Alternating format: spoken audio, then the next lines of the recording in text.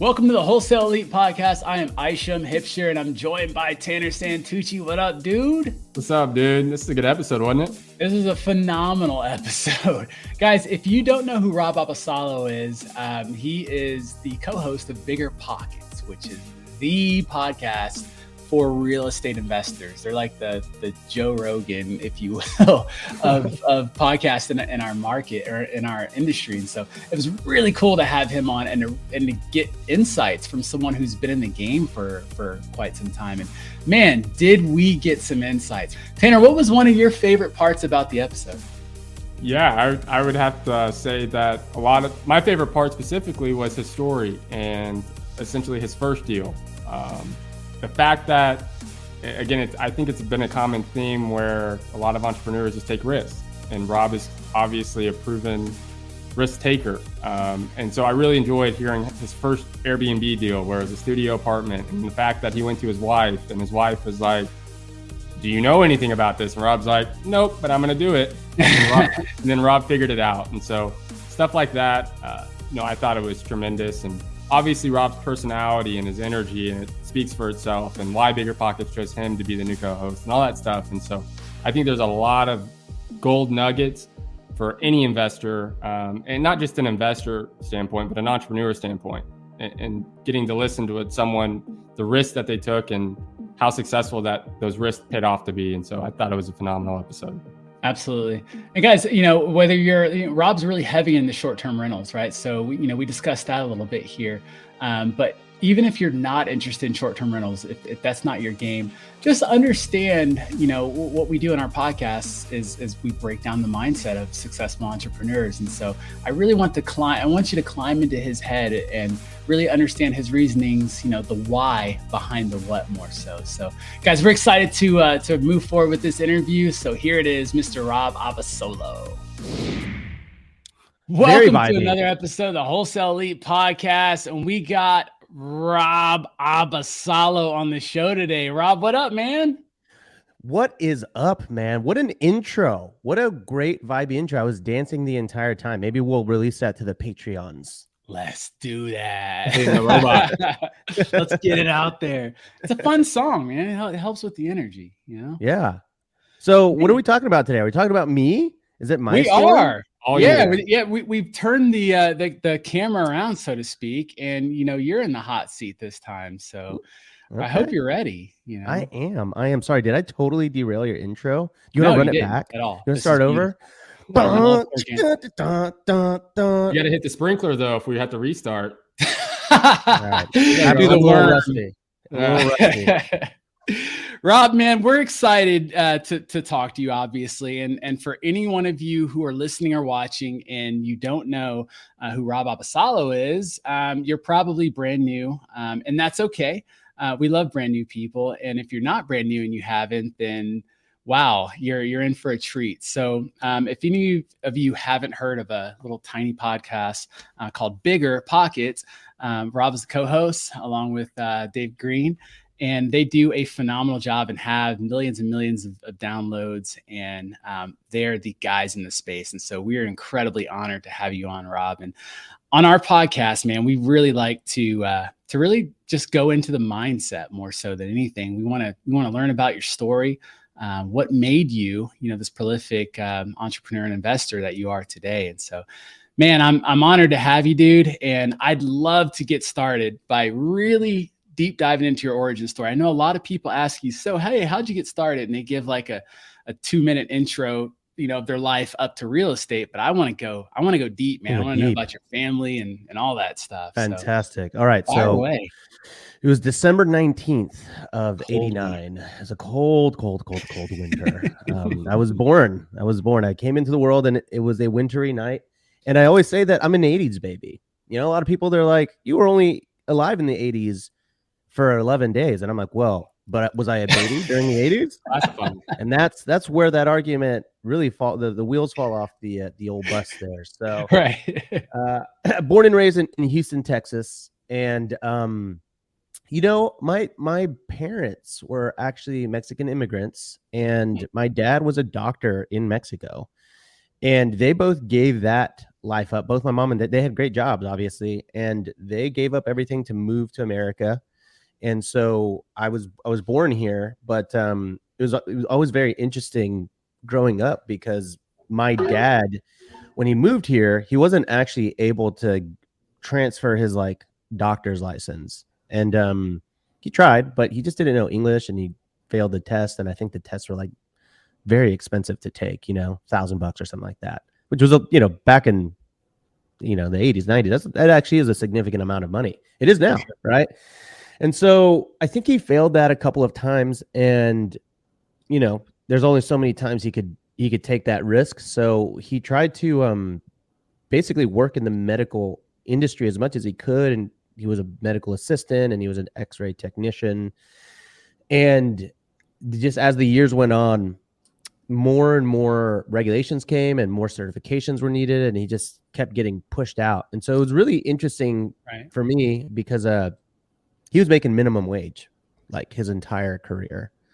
And so it was really hard for me to see my dad be the smartest person I know, but making, $5 an hour, $5.25, $7.25, whatever it was back then. Sure.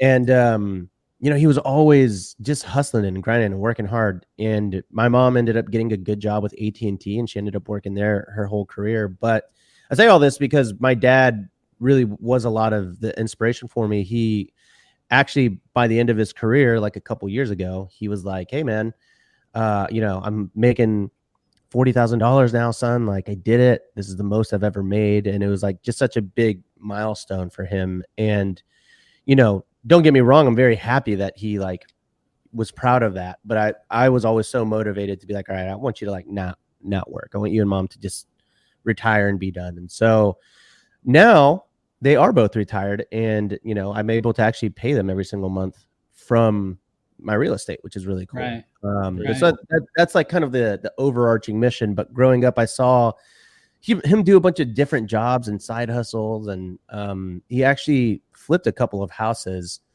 growing up. Him and my mom, they would go and they would work on these houses, and I think they would make like a $20,000 or $30,000 profit. And I saw them have these victories, and then I saw them go to like a real estate auction one time and buy this house in the Heights, actually. And they bought two, and they thought that they had gotten just like the craziest deal, but they, I guess, bought the liens on the house. I don't really remember, but they basically like got this house and invested a ton of money into it, and it just got stripped away from them because of the actual like legalities. And so don't go buy houses at auction unless you know exactly what you're doing. That's kind of like the lesson one. But I saw that, and that kind of deflated them from really ever being able to do more. Like, I don't think they ever did real estate ever again after that. So I was always really interested in seeing, like, I was interested in real estate, and I really liked seeing them win. And I saw them happy when they had some of those wins. And then I saw it tear them down when they lost that house. And so I always just kind of felt like, one day I'm going to pick up where things left off with them, and I'm going to continue doing that. I knew that real estate was big, even as a kid, I knew it's it's like a thing that you can make a lot of money at. And so my whole goal was just like, one day I'm going to do it. I'm going to crush it. I'm going to live the life that they tried to live themselves for so many years. And again, it was a good life. We were fine. We were broke, but they always like provided. Right. We weren't poor. We weren't like living on the street, but we did not have extra money.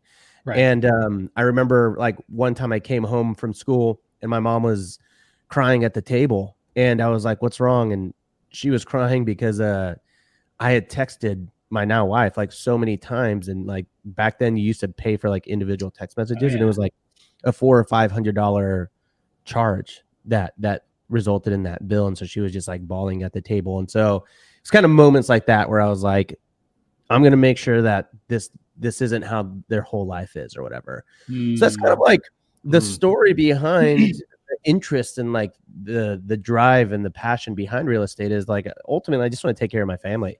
And I'm kind of getting there, Absolutely. Yeah. You're making waves, dude. So what about siblings? Were you the only child, or?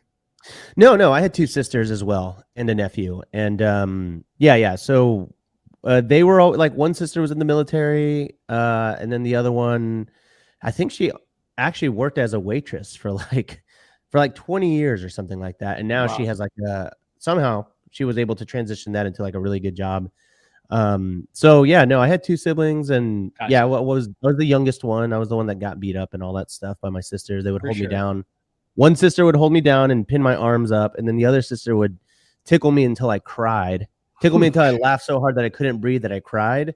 So I need to talk. I've been meaning to talk to a therapist about that. But scars left, and they apologize all the time. They're like, "Oh, we were mean to you. We know." What's but yeah, the age gap between you all? So I am 33. You know, you start losing track very quickly after 30. I feel like, okay. So I'm 33, and the next sister up is 39, and then the next sister up is like 41. Okay. Yeah. So yeah, they were stronger than you at the time. Oh yeah. They were big. They're much bigger than scrawny little me. And then I got in the gym and I worked out every day. So they could never hold me back again. And you'll never beat me up again, sis. Well, man, that's fast. So okay, so it sounds like, you know, you learned a lot from your dad, you know, from just from his work ethic, from seeing him and his journey and the highs and the lows. And when it comes to work ethic, you know, obviously that's a big part of what we do is having that. And I struggled with that for a long time, even though my parents had great work ethic.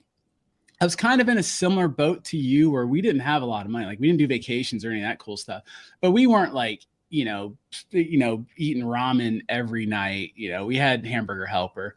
So we did too. And I like Hamburger Helper. They did good. I was never bummed about it. Like we had just enough money to get the beef, like the ground beef in the Hamburger Helper. But there were times we did not have the beef. Oh man, just the cheesy mac with no beef. That's brutal. Cheesy mac. It was like very flavorful mac. Sorry, go ahead. Right.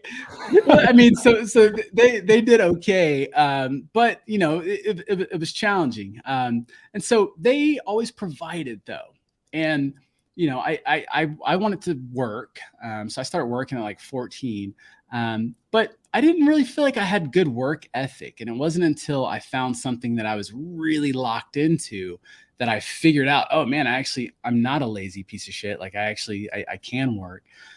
What was your work ethic like growing up? And did you model that from either of your parents? I don't know. I don't think so. Let's see. Let me think about that. It took a while before my work ethic really kicked. I think first of all, I wanted a job so bad when I was 14, 15. Like I remember I went to one of the main roads in Houston and literally walked for like 2 or 3 hours with my best friend. And we went into every single store trying to get a job. And they were like, sorry, you have to be 18. And we're like, oh, we just couldn't get jobs. But then finally, I got my first job as a busboy at Gringos. And that lasted about a week. Nice. I quit that. Then I became a to-go person at Papa Do's. And that was okay money. But, you know, it was like, whatever. I did that for a couple of years. But really where the work ethic really just kicked into high gear is I was working this job and I wasn't working a ton. I wasn't making a ton either, but someone had told me about this company, this alarm system company was hiring reps. They're like, it's really good money. And I was like, okay, let's do it. So I basically became a door-to-door alarm system salesman. And every time I closed a deal, I would make $500 in commission. And I crushed it. Like when I could actually physically, like I could be the person that affected my paycheck. Because like with to go, I was making like $7.25 an hour, and then I would make a buck or two every other person. Like that would just kind of give me a little tip or whatever. Sure. And so it was like not life-changing money, but it was like for a senior in high school, that was pretty good, you know. But then when I got this job as an alarm system salesman, I was making $500 a close. Man, there was weeks where I was closing one a day, sometimes twice a day. And dude, I remember I got a $2,000 paycheck in high school, and I was just like, dude, I am flipping rich. And I wish I knew what I did with that money. I spent it on some stuff.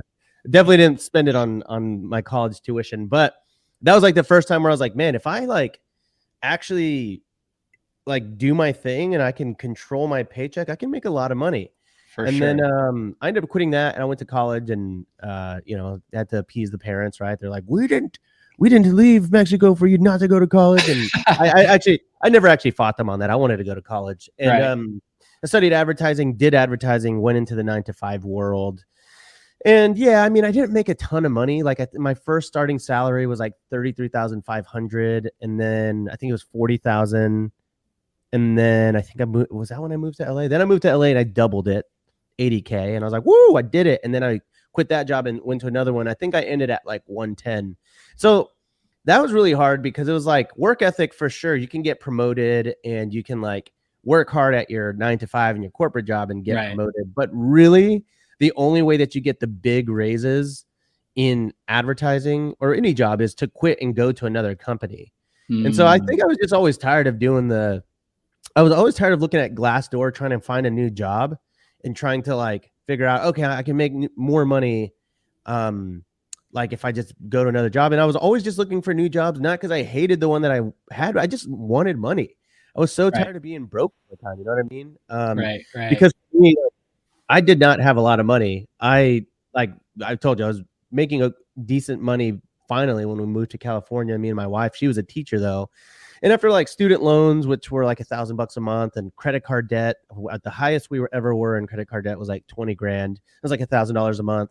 And then our mortgage was $1,000 back in Kansas City. So we were pretty broke, like my wife and I, when we were first getting married, because like after all of our bills, we had like an extra less than $1,000, like around $1,000 every single month. We weren't saving. That's just all we had. I feel like that's always in the bank account was like $1,000 kind of thing. So yeah, man, I was just so tired of like that the corporate grind of just, oh, I got to work hard and then maybe I'll get promoted. And then even if I do get promoted at the same company, I'm only going to get like a $3,000 raise or something. So I was always looking for new jobs. And towards the end of my advertising career, like I started looking into Airbnb, and I was like, oh man, okay, I hear there's this website where you can like list your place online and people will pay you strangers will pay you to stay at your place. And obviously I was at Airbnb, but I was like pitching my wife this idea. She's like, well, are you sure? Like, are you sure it's going to work? And then I was like, I'm not sure, but I think I'll figure it out. And she was like, all right, well, let's do it. So we bought a house. There's a little studio apartment under it. We were in LA at this point. That house was $624,000, about 4 times more than the house that we had just sold. It was very scary, but I was like, there was this little 279 square foot studio apartment under that house. And I was like, if we rent that apartment on Airbnb, I think we can make like $2 or $3 grand a month. And my wife, again, you know, this was our second unit basically. And she's like, are you sure? And I was like, no, definitely not. But I think, and it actually ended up being that way, right? Our mortgage was $4,400. We had a rental arbitrage going at that time, making like $1,000 to $2,000 a month. We had that little studio apartment making $2,000 to $3,000 a month. And before you know it, I'm not paying my $4,400 mortgage anymore. And the wheels are turning. And I'm just like, dang, if I did this like 10 times, I'd be making so much money. I could be making like 10 grand a month. So it was actually a really cool moment when that happened because, you know, like I was like, oh, my goal, I did it. And yeah, you know, absolutely. Perpetually setting new goals for yourself in this business. Absolutely. Well, okay. So you're doing Airbnb. But you know, a lot of times we feel like we need coaches, or we feel like we need to really learn everything before we go do it. Was that your problem at all, or did you guys just jump right into it? Yeah, there were really no coaches, man. Not at that time. I mean, this was before courses. This was really before like the real estate content creators like became a thing on YouTube. I mean, it was 2017. So there definitely were some people, but certainly there weren't really like that many people, right? Like there was no one, you couldn't just go to YouTube and like type in how to automate your Airbnb business. Like you wouldn't have that many results. There might be somebody that was like shooting a really bad video on their iPhone and it's like crackly audio and stuff like that. But you know, it was just like, there wasn't a lot of literature out there. So yeah, I tend to just be a risky person and a risk taker. And I'm just like, I'm just going to freaking do it and I'll figure it out. Like I always say, this is my main metaphor, is like punching the hole in the wall. I used to do like DIY all the time. And so if I was going to like work on the wall, like if I had to do something like an accent wall or something, I'd put it off and off over and over again. So I would just like grab my hammer and just fucking put sorry, I didn't mean to cuss, but I would put a giant hole in the, a fucking hole in the wall. And, and then I'd be like, dang it. All right. Holes in the wall. I gotta fix it now. Right. And so if I don't, there's going to be a giant hole in my living room and my wife is going to be very mad at me that I freaking made a hole in the wall. And then I'm going to have to look at it. I'm going to have to explain it to my friends. And so it basically commits me to have to finish the project. And so that is my mentality with all things, but especially real estate, where I was just like, I'm going to do it. I'm going to do it. I'm Airbnb. I heard it's a cool thing. It seems like a great idea. What could go wrong? I had no idea, a lot of things, but I was just like, all right, what could go wrong? And so I listed it and I just learned and I learned and I learned and I learned and I learned. And so, yeah, man, I think Airbnb is one of those things where I learned a lot of things the hard way. And it's honestly kind of crazy that I did learn it without like, without Robuilt, without like being able to go to YouTube and be like, let me type this in. And then there's all these people that teach it for free. You know what I mean? Right. So it's always like crazy to me because, people don't know, they don't know what it's like. Kids, they'll never know a life without internet. And now all the hosts that are getting in, they got so much information. I'm really jealous for them. But that's, I think, what makes me one of the top players in this space is that I just really learned the hard way. And like, nothing is a big deal to me now. Like, so much stuff happens all the time. And like, I'll be hanging out with friends and they're like, what's wrong? Or they're like, what happened? Like, if I'm on my phone, I'm like, oh, someone just like lit my house on fire, but it's fine. And they're like, what? Like, oh, no, it's fine. Don't worry about it. It happens all the time. Like there was a time where the cops came, there's a manhunt because someone thought that someone broke into the house. And I was like, oh man, that's interesting. My neighbors had come over. It was the first time that they had ever come over. So it was like really solidifying us from like neighbors to friends, right? Like they came over and like we're drinking wine. And then I'm like on my phone and my wife's like, babe, you're being rude. And I was like, well, sorry. There's just this thing. And then, what is it? And I was like, oh, there's like a burglar in my house. And then they're like, what? And I was like, no, it's fine. It's probably not. And so like, we're hanging out, we're drinking wine. And then like, I'm like, oh, I got to get this real fast. I'll be right back. And I like went to the room, took the call, and it's my assistant. And she's like, hey, cops are there. And I was like, oh, okay. All right. Yeah. All right. Well, tell them this and that.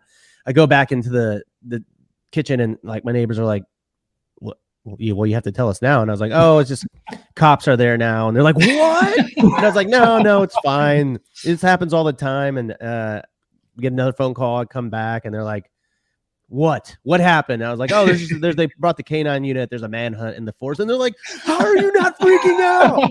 And I'm like, oh, same old. It's just another Tuesday on Airbnb for me.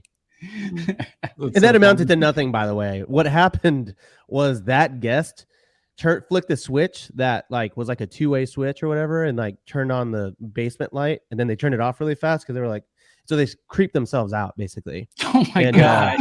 Yeah. Oh my god.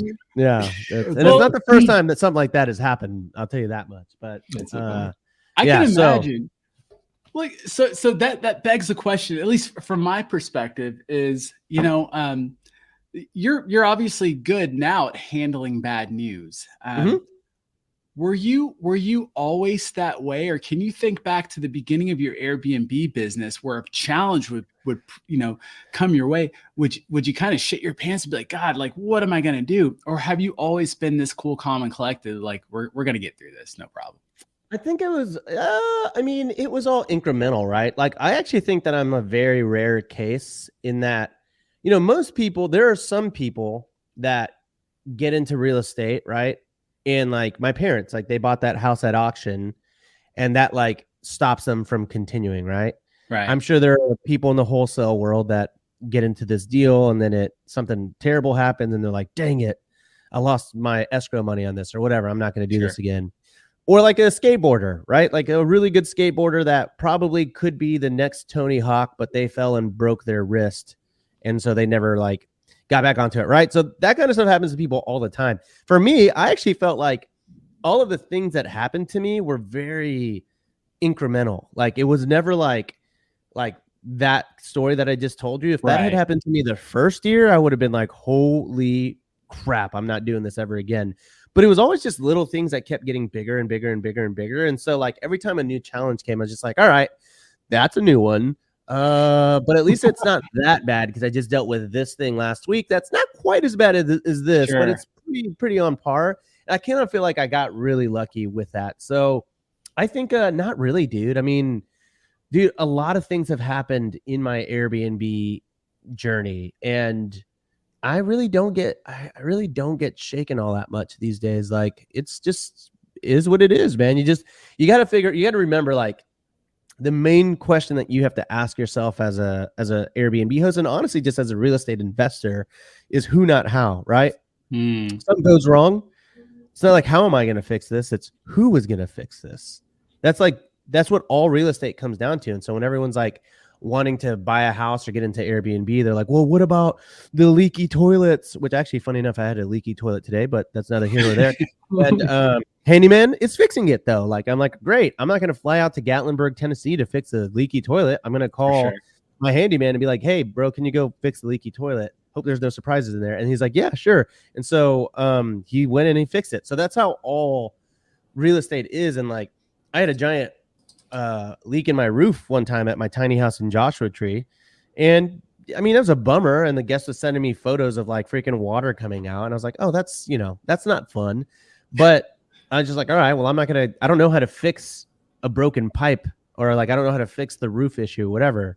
So it doesn't matter. Like I can't really freak out all that much, or I can't be like, how am I going to fix it? I couldn't fix it even if I tried. All I can really do is call the contractor that built the house and say, hey, there's a big leak in my house. What are we going to do? And then he's like, oh, I'll just get my roofer out there. Right. So yeah, I think I'm pretty good at just staying pretty chill now. And I think I always have been, because there was always somebody to call to fix the problem. Sure. Do you think that has, well, let me ask it this way. So, I'm sure that being at the level of financial, status that you're at right now, that certainly helps, because you're not freaking, unless the problem's just massive, but you're not freaking out about leaky toilets and things like that, because, income wise, it's not really that big of a deal. Whereas back in the day, that may have presented a problem. So for anyone who's in that realm right now of, man, I can't wait till I can be cool and calm like Rob. But right now, man, when I got the text for my leaky roof, like, that sucks. Like, what kind of insight or advice do you have for those people?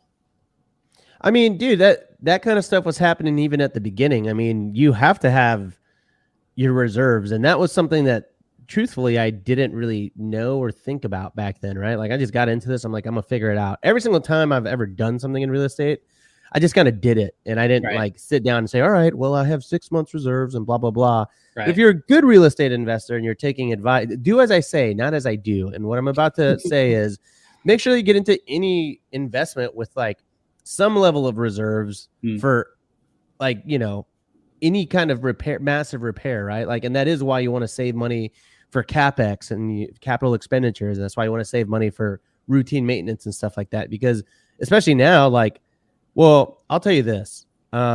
This sort of isn't the best advice, but it's also not the worst advice, and I'm proud of that. But I don't spend any of my real estate money. I never have.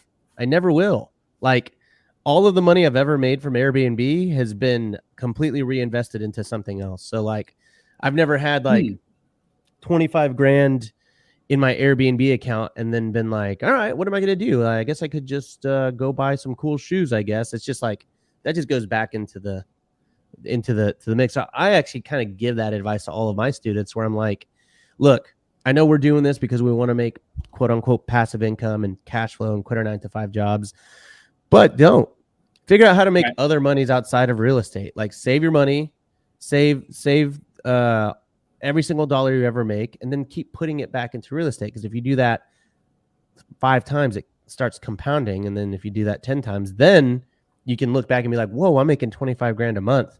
But if you're always like spending your money and like distributing money to yourself, then yeah, like, you won't have the reserves or anything to like fix catastrophic things. And so for me, I just always let my Airbnb like bank accounts like build up. I think I've got like 25 grand in one right now and 30 grand another that I literally is just like, I just haven't moved it to like an investment or whatever. But I think the insight is like, never treat real estate money as yours. say it's future use money. And so just keep putting it away and keep your reserve so that when stuff happens, you can pull from it. And it's like not a big deal because it's not your money anyways. I see. Awesome insight, dude. Thank you for that. Rob, what would you say? What's a unique skill that you personally, have, and how does that benefit your business? What is a unique skill that I have? What is your greatest strength and your greatest weakness? Right. I love too much. I think I'm a lover. I care too much about people.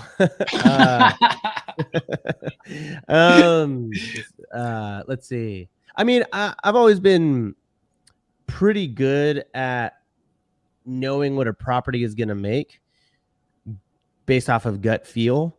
But the reason that it comes from the gut is because I've analyzed like tens of thousands of houses. Like, when I was first getting started in Airbnb, all I was doing was freaking comping and analyzing and running comparables and going onto AirDNA and going to people's calendars and calculating it.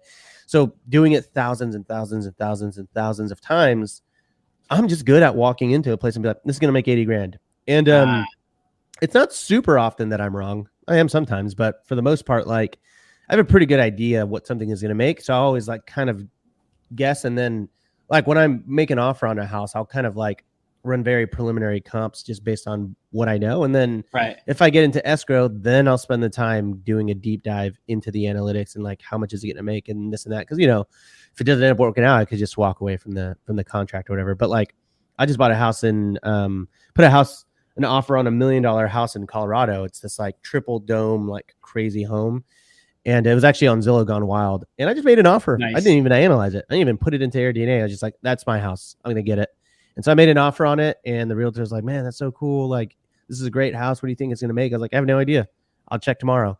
And then she was like, you didn't even look? I was like, no, I know it's a winner. Right. Wow. And so, now I've analyzed it and it's actually going to lose money. So no, I'm just kidding. Now I've analyzed it. It has the potential to make decent money. I think in the worst case scenario, I mean, I guess worst case scenario is like it loses money, but really like in the more realistic worst case scenario, it'll break even. Cool with that. I actually don't necessarily need to make a ton of money from the property because I get like cost segregations and depreciation and stuff. But on the high end, I'll make like $100,000 a year on it. I'm pretty happy with that. You know what I mean? So I'm just like, yeah, I'm good with whatever in between there is. Wow. I actually think it'll probably make a profit of, I'm going to say like 70K, 70 to 80K is like what I think the profit will be. I'm cool with that. Yeah. For sure. If I make 20K, I'm also cool with it because it's an amazing house. It's very inspiring. It's going to create really great content for me and it'll save me tens of thousands of dollars in taxes. So I'm all good there. Dude, well, we got to plan a trip there for our team next year. Yeah, dude, it's sick. We're at in Colorado.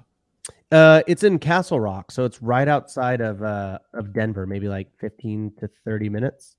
Oh, for sure, dude. We'll definitely connect on that. Yeah. Let me ask, okay, so you've got a big, obviously you got a big presence. A lot of people know you. I'm sure you get a lot of arrows shot at you. Is there a criticism or an insult that you hear about yourself that you actually see as one of your greatest strengths?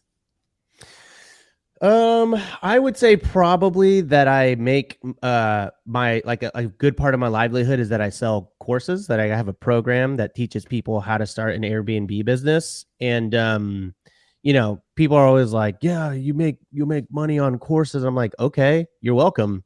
You're welcome for it's like they always like get mad that I make money on courses, but like they completely just disregard all of the amazing free content that I put on YouTube. I'm like, you could just watch the channel for free if you want to.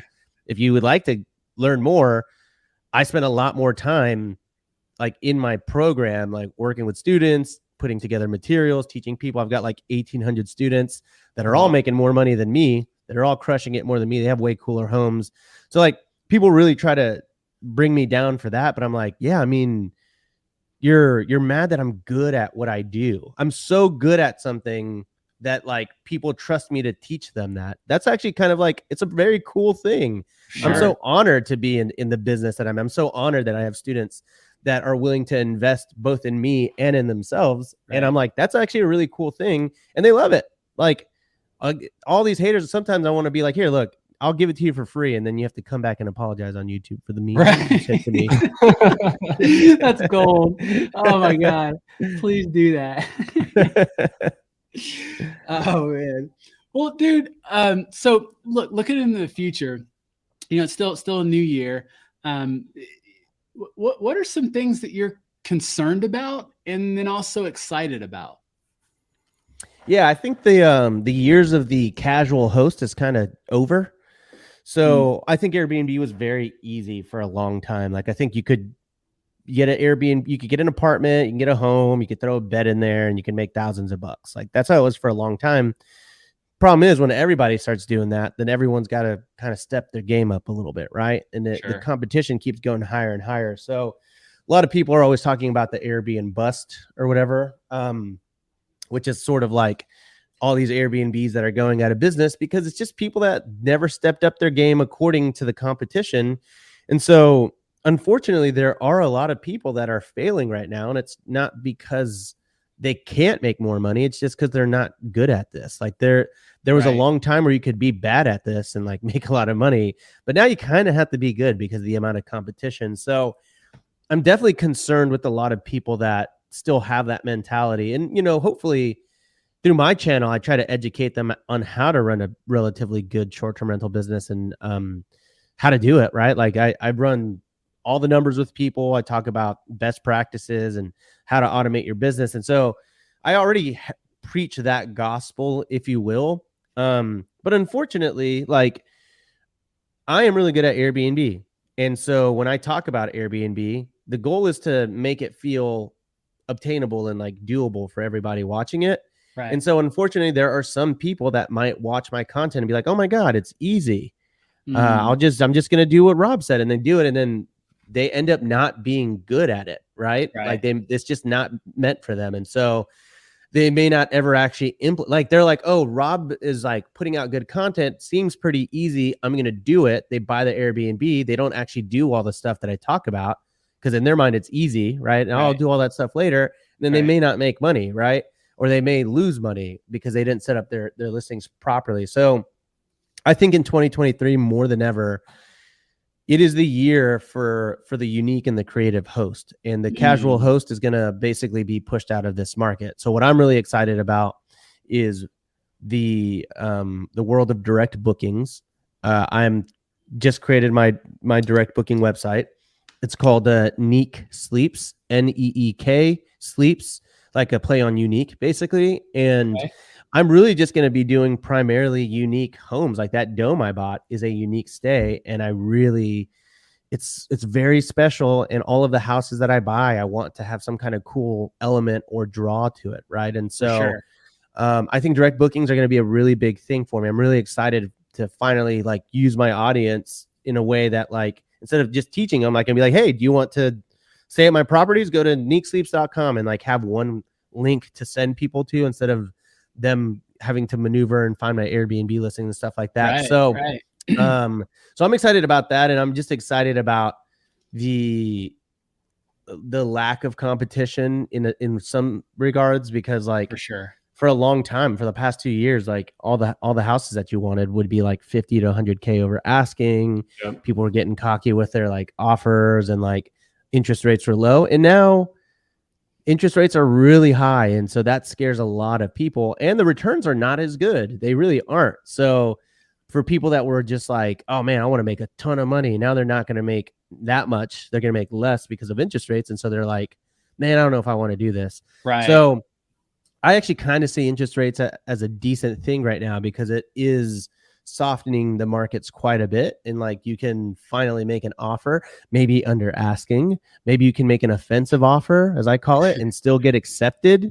So I actually think it's a good opportunity for the vets to step back in and like, not because like a couple years ago, the vets were up against the rookies. Everyone's kind of going for this gold rush, right? Now all the rookies are scared to get in because the interest rates are high. All the vets that are fine with lower returns are like, great, like, sounds good. I'll just buy this house, and instead of making a 20% return, I'll make a 12% return. Not a big deal. Like that's going to be a better return than what you're going to get in most other asset classes in real estate anyway. So, Yeah, I'm generally excited about prices falling and competition being less. I think it's going to open up the world for me to get a lot more real estate at a lot cheaper prices and be able to get into more properties using creative financing too. Absolutely. Well, this is a question more or less for the haters you had in your comment section with since you're a coach and whatnot. But I guess this is some free tips that you could give. And I know you had mentioned just a second ago on, that hosts need to be a little more creative now. They need to step their game up. So what, other than exotic homes that are $1 million or, that most hosts maybe can't afford, what are some small tips or tricks that Airbnb hosts can use to step up their game, like you were saying? Yeah, I mean, I think it's just doing really simple, like investing in good furniture, right? Like the first Airbnb that I ever had was, all furnished from Craigslist or Let Go, and I think I spent like $2,000 or $3,000 on it. And it was bad, man. It was really, really, really bad.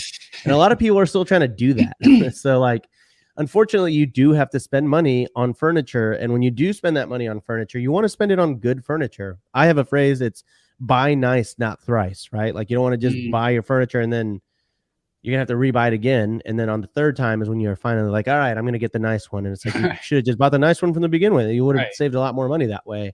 So I think between having nicer furniture and professional photography, those two things alone can go a long way. But there are a lot of people that are like iPhone photographers and they're like, my iPhone is 1,000 megapixels. I can do this myself. I don't need to spend $200 on a photographer because I am an artiste. And they look bad and they don't make money. And so like people will be like, will you review my listing? And they're like, I'm not making any money. I don't understand why. And then I'll open it up. I'm like, oh, I know why. Because you took the photos on a Polaroid camera. These are bad. Go spend $200, $300, $400, $500 on professional photography and you're going to make more money.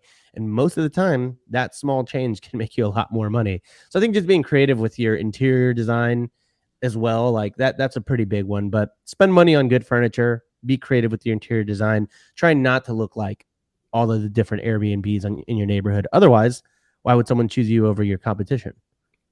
For sure.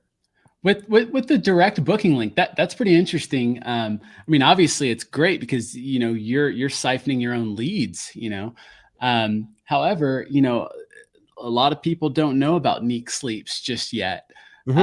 What's your plan to get the more people to thank Neek Sleeps versus Airbnb? Yeah. So, you know what the number one thing that people hate about Airbnb right now? Can you guess? I'd say the fees. It's the fees. It's the fees. Yeah. People hate the fees, man. So, when you're putting a spin on your direct booking website, like you basically say, hey, cut out all the fees, right? That's a really big marketing angle. Like, hey, book me direct and save on the fees. And I think if you really hammer that home, a lot of people will be like, oh my gosh, are you kidding me? Yes, let's do it. So I'm actually going to be really heavying up on social too and creating reels and TikToks that are property specific. And then the CTA will be like save on fees at neeksleeps.com kind of thing. So I actually think direct booking websites are something that anybody can do. Like really, I really think anybody can do it. Obviously I have a little bit of an advantage, but at the same time, it's like even my audience are Airbnb hosts. They're not really the ones that are going out and traveling to Airbnbs. They're trying to learn how to start their own Airbnb. So I'll definitely get some traction from my audience a little bit, but I think most of the traction I get will actually be from like Instagram Reels and TikTok. That's killer, dude. Well, man, I know we're kind of coming up on time and I've got a million questions, but I do want to ask, it's kind of the typical stuff, but I like to know this stuff, man, because it's fascinating to me. When I talk to successful real estate entrepreneurs, I love hearing the variance of their answers here, but are you a morning routine kind of guy? No, I wish I was. I want to be, because I know, like, so my friend Cody Sanchez posted this tweet like 2 or 3 days ago that was like, 99.9% of your problems would be solved by waking up at 5:45 a.m. And I was like, oh, it's so true. It's just so true. Right. Yeah. So I'm not a morning person at all. But yeah, I mean, if you look at millionaires, like really successful millionaires, but you look at like very successful real estate millionaires, they all have one thing in common, and they all wake up freaking early, and it's annoying. It's like, do we have to do this? I guess I'll do it. I would like to be, though. I really would. Like, I would like to be able to wake up at 5, I guess. Ugh. It makes me puke just thinking about it, and go work out, shoot content, like, do all that kind of stuff. And then, just not feel like I feel like garbage every day. I'm like, oh, why do I feel this way? So I'm not a morning guy. What does a day in the life of Rob Abasolo look like? So usually wake up around 7:30 to like 7:50, and then get the kids ready and take them to daycare. Usually back by 9. Usually casually making my way up to my desk by 10. And then, man, it is a lot of reviewing content. Making content is actually not as much as you think. Like I bust out a lot of content in batches. So like my editor will fly out from Oklahoma City. That's where he lives. And then we'll shoot like 2 months worth of YouTube content in like 3 days. So we'll go back and forth and do edits and stuff like that. And then, just managing social media. I still manage my own stuff. I haven't really like parsed that out or hired anybody to do that kind of stuff. An unbelievable amount of emails, which I don't even have my email public anywhere. So I'm always like, how are people finding this? And then a lot of host camp management too, which is like my Airbnb mentorship program, and just interacting with students and answering questions on the Facebook group, and like coaching calls, and a lot of the back end of running that too. I mean, it's a lot of students, like the logistics of running like a high level program like that, pretty high. Like I've got a COO, I've got a copywriter that's like near full time, it feels like. And I've got like a funnels ad person that's like, not full time, but they work a lot. And then I've got a designer. I mean, I've got like a big team. And so I'm always just kind of like managing that team and making sure that the program is getting better and like very seamless. Right. Understand. So I try to end my day at like 5 or 6. It's supposed to end at 5. It basically ends at 6 every day. And I'm always like, oh man, I'm not even done. Oh my God. My wife's like, get downstairs. And I'm like, it's all dying. And then my kids go down. They're in the house for like 2 hours. Kids go down around 8. And then my wife and I will just like sit on the couch, and I may have to go to my studio every so often to kind of like wrap up a few little things. But my wife and I will like watch a movie or TV, or like, make love. No, I'm just kidding. I was gonna say make dinner. Like we'll make, hey, cut that out. We'll make dinner. Like we'll make the kids dinner before, but if we want something a little bit more like what we want, because a lot of times the dinner is modified based on like kid diets and stuff like that. Sure. But we'll make dinner, or we'll get takeout, and we're really bad about takeout. We could be a lot better about not spending so much money eating out, but that's one of the luxuries we have, and I'm not giving it up yet. I don't blame you, man. That's takeout's where it's at. I'm just throwing these questions. I got 2 questions that I'm like dying to ask you, and I know we're running close on time, but what's a book that you refer to more than any other? Well, this is actually a pretty good inside joke on Bigger Pockets. I always say the Burr Bible by David Green. It's called Burr. I'm sure you're familiar with it. Buy, rehab, rent, refinance, repeat. Sure. And I talk about it all the time on Bigger Pockets. I'm always like referring people to that book because it's the only book that I've read in like 5 years. Nice. Honestly, it's the best policy. Yeah, I've got ADHD, man. So like, look. If you were like, hey, man, do you know how your life could be a lot better? And I'm like, oh yeah, of course. All I have to do is like wake up early, work out every day, and read books, and like my life would be completely different. I know the keys to becoming a billionaire. That's it. If I just did those 3 things, I'd be good to go. But when I read books, man, like I got to read a page like 3 or 4 times to move on. I have really, really bad ADHD. So totally relatable. That's why I'm very much a TV content, YouTube kind of guy. Like when I'm trying to learn the answer to something, I 100% of the time go to YouTube and look it up. Like I think yesterday I was trying to figure out how to start an LLC in Texas. And I went to YouTube and I was like, how to start LLC in Texas. Cause I was like, I'm not about to go and read online how to do this or whatever. So it's kind of funny the things that I find myself like YouTubing just to like learn, because it's honestly pretty often. It's comforting to hear a guy at your level is YouTubing that. That's like, okay, good. Like we're doing fine. I love YouTube, man. YouTube's my jam. I'm in on, I mean, obviously like I'm here. I'm here because of YouTube. So I gotta show a little love to other creators. Absolutely. Well, dude, my last question, it's probably second to last question, but bigger pockets, obviously the top real estate podcast. How did that happen? How did you get on the show?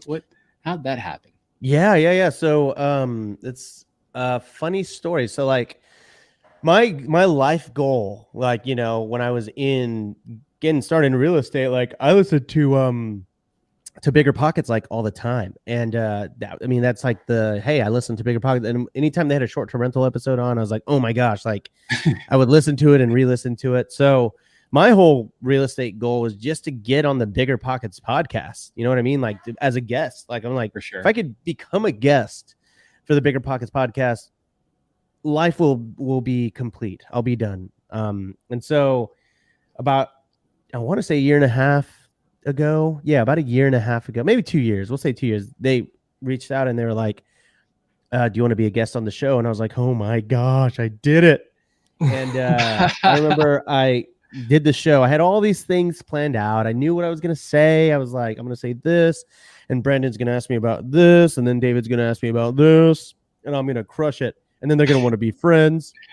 And like, it went nothing like I thought. Like I was so bummed. I was like, this sucked. I'm not good at this. And I'm embarrassed by this. And so I remember just being like really bummed, I was like, man, that sucked. That really did suck. And so I was like, whatever. I mean, maybe they'll have me on one day if they don't think that I sucked as bad as I did. So, episode comes out about a month later, and all of a sudden I get like all these followers and like a lot of friends reaching out and tagging me on Instagram. Tony Robinson, who's on the Real Estate Rookie, texted me. He was like, dude, I just heard your episode. It was amazing, man. You crushed it. And I was like, what? Like, no way. Really? You mean that? So I was just like, man, okay. So that one actually ended up being a pretty popular episode. And I guess like when Brandon was sort of starting to phase out or whatever, they started looking for other like fill-ins or whatever. So around that time, they were thinking about launching a different show, and we were kind of talking through that, and just didn't hear from them. So I was like, all right, I guess it's not going to work out or whatever. But then I don't know, maybe about a month after that, they reached out, and they were like, well, okay, I'm not going to spoil that part yet. So at the same time as the initial talks of maybe starting this other podcast with them in their network, I was actually shooting an HDTV pilot, and I was actually going to have possibly a TV show on HDTV. So we're working through all that. It's a slog. It kind of sucks. I wasn't like a super big fan of it. And I was like, man, I don't know. But like, I guess like if I get the show, I'm obviously going to do it, but it's not like, I'm not as excited about it as I could be. Like, but I had a TV agent and everything. Right. So about a month later, after what I was telling you, like Bigger Pockets reaches out, and they're like, hey, yeah, so would you be interested in taking over for Brandon? And then I was like, me? What do you mean? Like for the Bigger Pockets podcast? And they're like, yeah, like, is that something you would want to do, or did you want to do the other show? I was like, no, this one. I want this one. I want the Bigger Pockets real estate show. And so that was at the same time where HGTV had to make a decision. They passed on the show, but I didn't even care. I actually didn't even want to do the show once the Bigger Pockets thing came up, because I was like, a TV show is cool. There's some notoriety there, but honestly, it's just like, I don't know, whose life am I going to change on a TV show. Like if people recognize me on the street from a show, they'd be like, "Hey, you're on that show." But like Bigger Pockets is like, because I had already felt the effect of my what I could do for people, like the lives I could change. I say this as humbly as possible because like I'm a YouTuber and I teach people how to start Airbnbs, and people would reach out and they were like, "I started my business because of you. I quit my job because of you. I left my wife because of you." No, I'm just kidding. But they were like, "You've changed my life," and all this kind of. And so I kind of knew like, wow, like my YouTube channel is a powerful thing. Bigger Pockets was like my opportunity to triple my platform, and that was way cooler than a TV show. You know what I mean? Yeah. And so I was so happy that the TV show didn't go through, and that they took a chance on me to become the co-host of the Bigger Pockets podcast. And so, yeah, I've been doing that for about a year and 3 months now. So I guess 15 months, and it's a dream come true. It's honestly, to say it's a dream come true is really kind of an understatement because it was so far outside of a dream. Like a dream was to go on the show. If you're like, "What's your dream?" I'm like, "Oh, it's just to be a guest on the show." And if someone was like, "Well, would your dream also be to just be a co-host on the show?" I'd be like, "Why would you ask that? That's a stupid question. That's not possible." Like, no, that's not my dream because it's not a thing that you can do. And so now I'm the co-host of the show, and I'm like, yeah, I mean, it's a dream come true. Man, that's awesome. It's so cool. It's so cool to hear that the story around that, and then thinking about my own personal journey. And when I first got started, I was listening to Bigger Pockets, and this isn't a long time ago. This is I dreamt about getting into real estate 15, 16 years ago when I read the Purple Bible, Rich Dad, Poor Dad. And then I finally pulled the trigger last year, and I was in a position where I was able to get into real estate because my wife's active duty military. So we move around a lot. So I've been wanting to do this, but I'm like, I don't know how the hell to do this virtually. But once I figured that out, went all in, and first thing I started doing, podcasts, real estate. Bigger Pockets was the first one. So you and David Green's voice were in my head for the infancy of my business years. And I just listened to so much of you guys. And so, here we are a year later, I'd say, and you're on our podcast. And so it's so cool, bro. I love hearing this stuff, and thank you so much for everything you've poured into the industry, for just being your normal self, man. The person that you are, that you're showing to us, is the person that I'm sure you are, at a game or at a PTA conference, or whatever. You're I do my best. I am genuinely one of those people that I would never want to be in the never meet your heroes category. You know what I mean? I'm like, what you see, this is it. This is it. Actually, this is a little bit even more like this particular podcast is definitely a lot more closer to who I am, because, like I like going on to other podcasts and like just getting to like talk about whatever, you know what I mean? Yeah, this is really, really, really great. Very therapeutic for me because, usually on podcasts, it's a little bit more professional, you know what I mean? Right. I'm sure that was sort of the intent here, but I was like, I told you I'm going to derail this thing. No, that you totally did shit all over our podcast. It's over. We're done. Redo. Oh shoot, we haven't been recording this whole time. Dang. I forgot to hit record. No, we got to do it all over again. Rob, I've got one last question. I don't know if Tanner has anything else, but dude, thank you so much for real. And in parting, before we fully land this plane, I want to ask you, and I don't want this to sound like I ask this to everyone, because I don't, but I'm truly curious for your answer, and that is, how do you measure success? That is a good question. Next, can I pass? No, I'm just kidding. It's a tough one. It's a tough question. I think it is less money driven these days than one would think. I have monetary goals of like what I want to make like this year, next year. I think success would just be able to I don't know, make sure that my parents, I guess for me, like I'm trying to get to the point I can buy my parents a house, give them money, have them survive, have all of my expenses and my kids' expenses paid for the rest of our life, and just never have to worry about like working for someone else and being happy. I mean, I don't know. I think I kind of I think this is it. Like, I think I've done it. Like, awesome. I'm helping people in their journey. A lot of people turn to me for advice, and it's a very humbling thing. And a lot of people take that advice and like succeed. And so for me, success, I think at this point is like, I'm measuring it more in how much success can I create for others versus like how much more success can I have for myself? Because I'm good. Like, I did it. Like, there's not much more that I need, especially from a money standpoint. Like, if I made twice as much money, literally nothing about my life changes. Like, you know what I mean? So It can't be money, but it can be like helping other people helping other people feel that way. Like, for me, I'm like, if I double my income, nothing changes. But for a lot of my audience and a lot of my students, if they double their income, their whole life changes. And so my whole thing is like, how many people can I do that for? And as long as I always have people that are willing to listen to me and like hear me ramble and hear me make weird jokes, like, I think that's pretty good. I think to me, that is success, that people are willing to come back every week and tune in. Absolutely. What an answer. No kidding. I was working my way through it. I was like, I think this is going to make sense. And the jury's still out, but I liked it. I liked it. No, that was a good answer. It was a good answer. Perfect bow on this interview. Tanner, you got anything, man? No, man, I thought it was great. I didn't say a lot because I was sitting here like a fly on the wall just listening. Happens all the time with me. Well, on a podcast, if I have someone that's like really good or someone that I really admire, I forget that I'm on the podcast, and then it's like there's like that silence, and they're like, and I'm like, oh right, yes. Here's another question. It's happened a few times. Yeah, I just listened to your interview with Lewis Howes yesterday. Yeah.